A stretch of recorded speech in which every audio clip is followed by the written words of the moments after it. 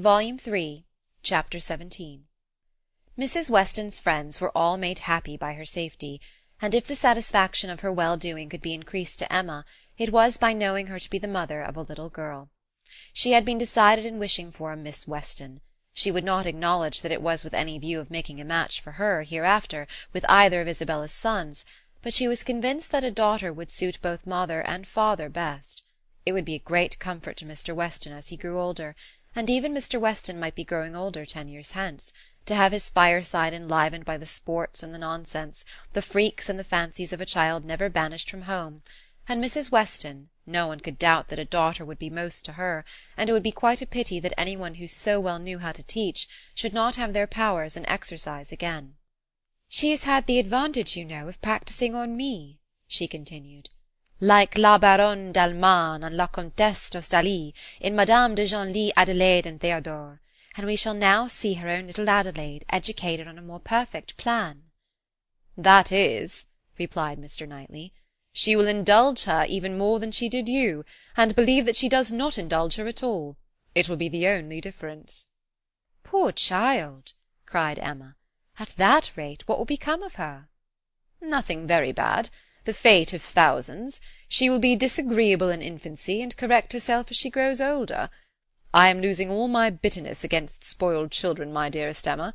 I, who am owing all my happiness to you, would not it be horrible ingratitude in me to be severe on them?" Emma laughed and replied, "But I had the assistance of all your endeavours to counteract the indulgence of other people. I doubt whether my own sense would have corrected me without it." "Do you? I have no doubt. Nature gave you understanding. Miss Taylor gave you principles. You must have done well. My interference was quite as likely to do harm as good. It was very natural for you to say, 'What right has he to lecture me?' and I am afraid very natural for you to feel that it was done in a disagreeable manner. I do not believe I did you any good. The good was all to myself, by making you an object of the tenderest affection to me.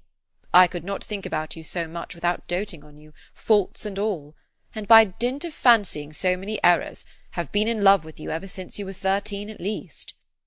"I am sure you were of use to me," cried Emma. "I was very often influenced rightly by you, oftener than I would own at the time. I am very sure you did me good, and if poor little Anna Weston is to be spoiled, it will be the greatest humanity in you to do as much for her as you have always done for me, except falling in love with her when she is 13. How often when you were a girl have you said to me, with one of your saucy looks, 'Mr. Knightley, I am going to do so-and-so. Papa says I may, or I have Miss Taylor's leave,' something which, you knew, I did not approve. In such cases my interference was giving you 2 bad feelings instead of 1. "What an amiable creature I was! No wonder you should hold my speeches in such affectionate remembrance." "Mr. Knightley. You always called me Mr. Knightley, and from habit it has not so very formal a sound, and yet it is formal. I want you to call me something else, but I do not know what." "I remember once calling you George, in one of my amiable fits, about 10 years ago. I did it because I thought it would offend you, but as you made no objection, I never did it again." "And cannot you call me George now?" "Impossible! I never can call you anything but Mr. Knightley. I will not promise even to equal the elegant terseness of Mrs. Elton by calling you Mr. K. But I will promise," she added presently, laughing and blushing, "I will promise to call you once by your Christian name. I do not say when, but perhaps you may guess where, in the building in which N takes M, for better, for worse." Emma grieved that she could not be more openly just to one important service which his better sense would have rendered her, to the advice which would have saved her from the worst of all her womanly follies, her wilful intimacy with Harriet Smith. But it was too tender a subject. She could not enter on it. Harriet was very seldom mentioned between them. This, on his side, might merely proceed from her not being thought of, but Emma was rather inclined to attribute it to delicacy and a suspicion, from some appearances, that their friendship was declining. She was aware herself that, parting under any other circumstances, they certainly should have corresponded more, and that her intelligence would not have rested, as it now almost wholly did, on Isabella's letters. He might observe that it was so, The pain of being obliged to practise concealment towards him was very little inferior to the pain of having made Harriet unhappy. Isabella sent quite as good an account of her visitor as could be expected. On her first arrival she had thought her out of spirits, which appeared perfectly natural, as there was a dentist to be consulted. But since that business had been over, she did not appear to find Harriet different from what she had known her before. Isabella, to be sure, was no very quick observer, yet if Harriet had not been equal to playing with the children, it would not have escaped her. Emma's comforts and hopes were most agreeably carried on by Harriet's being to stay longer. Her fortnight was likely to be a month at least. Mr. and Mrs. John Knightley were to come down in August, and she was invited to remain till they could bring her back. "John does not even mention your friend," said Mr. Knightley.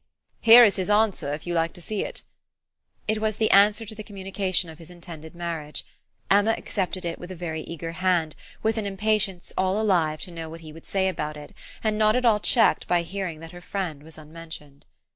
"John enters like a brother into my happiness," continued Mr. Knightley, "but he is no complimenter, and though I well know him to have, likewise, a most brotherly affection for you, he is so far from making flourishes that any other young woman might think him rather cool in her praise. But I am not afraid of your seeing what he writes." "He writes like a sensible man," replied Emma when she had read the letter. "I honour his sincerity. It is very plain that he considers the good fortune of the engagement as all on my side, but that he is not without hope of my growing in time as worthy of your affection as you think me already. Had he said anything to bear a different construction, I should not have believed him." "My Emma, he means no such thing. He only means—" "He and I should differ very little in our estimation of the two," interrupted she, with a sort of serious smile.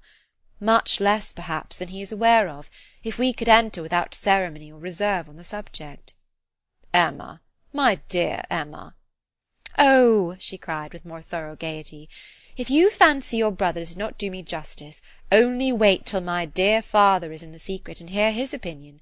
Depend upon it, he will be much farther from doing you justice. He will think all the happiness, all the advantage on your side of the question, all the merit on mine. I wish I may not sink into poor Emma with him at once. His tender compassion towards oppressed worth can go no farther." "Ah," he cried, "I wish your father might be half as easily convinced as John will be, of our having every right that equal worth can give, to be happy together.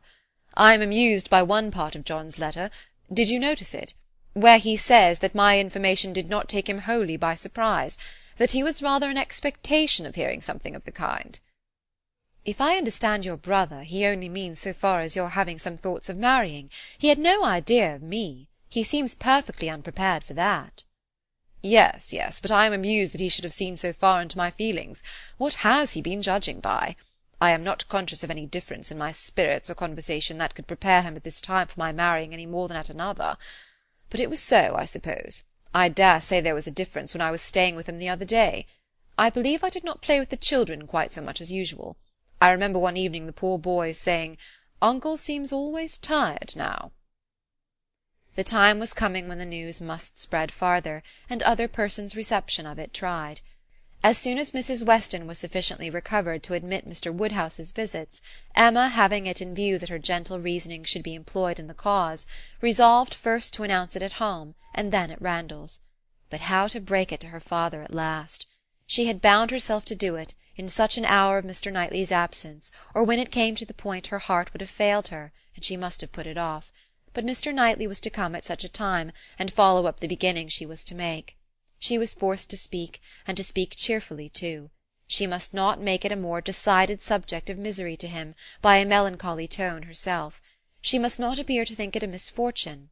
With all the spirit she could command, she prepared him first for something strange, and then, in a few words, said that if his consent and approbation could be obtained, which she trusted would be attended with no difficulty, since it was a plan to promote the happiness of all, she and Mr. Knightley meant to marry, by which means Hartfield would receive the constant addition of that person's company whom she knew he loved, next to his daughters and Mrs. Weston, best in the world. Poor man! It was at first a considerable shock to him, and he tried earnestly to dissuade her from it. She was reminded more than once of having always said she would never marry, and assured that it would be a great deal better for her to remain single, and told of poor Isabella and poor Miss Taylor. But it would not do. Emma hung about him affectionately and smiled, and said it must be so, and that he must not class her with Isabella and Mrs. Weston, whose marriages taking them from Hartfield had indeed made a melancholy change, but she was not going from Hartfield, she should always be there. She was introducing no change in their numbers or their comforts but for the better, and she was very sure that he would be a great deal the happier for having Mr. Knightley always at hand, when he were once got used to the idea. Did not he love Mr. Knightley very much? He would not deny that he did, she was sure. Whom did he ever want to consult on business but Mr. Knightley? Who was so useful to him? Who so ready to write his letters? Who so glad to assist him? Who so cheerful, so attentive, so attached to him? Would not he like to have him always on the spot? Yes, that was all very true. Mr. Knightley could not be there too often. He should be glad to see him every day.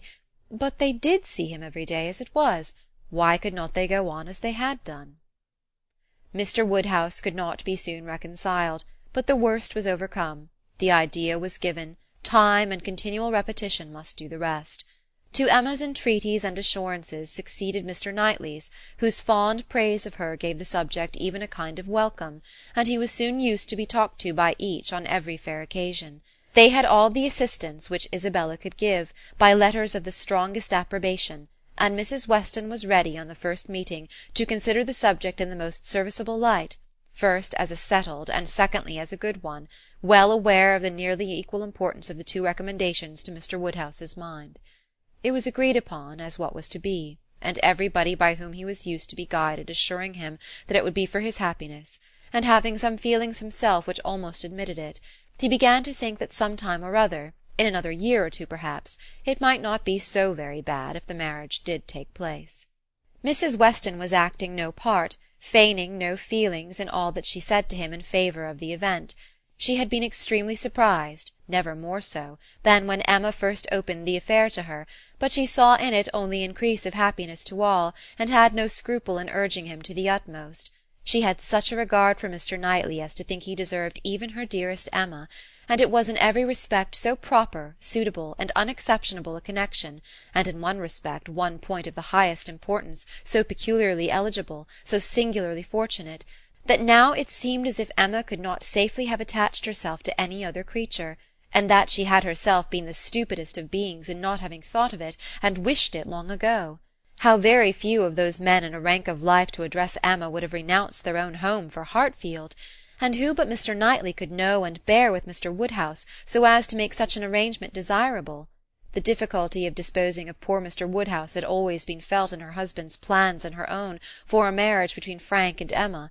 How to settle the claims of Enscombe and Hartfield had been a continual impediment, less acknowledged by Mr. Weston than by herself, but even he had never been able to finish the subject better than by saying, "Those matters will take care of themselves. The young people will find a way." But here there was nothing to be shifted off in a wild speculation on the future. It was all right, all open, all equal. No sacrifice on any side worth the name. It was a union of the highest promise of felicity in itself, and without one real rational difficulty to oppose or delay it. Mrs. Weston, with her baby on her knee, indulging in such reflections as these, was one of the happiest women in the world. If anything could increase her delight, it was perceiving that the baby would soon have outgrown its first set of caps. The news was universally a surprise wherever it spread, and Mr. Weston had his 5-minute share of it, but 5 minutes were enough to familiarize the idea to his quickness of mind. He saw the advantages of the match, and rejoiced in them with all the constancy of his wife, but the wonder of it was very soon nothing, and by the end of an hour he was not far from believing that he had always foreseen it. "It is to be a secret, I conclude," said he. "These matters are always a secret, till it is found out that everybody knows them. Only let me be told when I may speak out. I wonder whether Jane has any suspicion." He went to Highbury the next morning, and satisfied himself on that point. He told her the news. Was not she like a daughter, his eldest daughter? He must tell her, and Miss Bates being present, it passed of course to Mrs. Cole, Mrs. Perry, and Mrs. Elton immediately afterwards. It was no more than the principals were prepared for. They had calculated from the time of its being known at Randalls how soon it would be over Highbury, and were thinking of themselves as the evening wonder in many a family circle, with great sagacity. In general it was a very well approved match. Some might think him, and others might think her, the most in luck. One set might recommend their all removing to Donwell, and leaving Hartfield for the John Knightleys, and another might predict disagreements among their servants; but yet upon the whole there was no serious objection raised, except in one habitation, the vicarage. There the surprise was not softened by any satisfaction.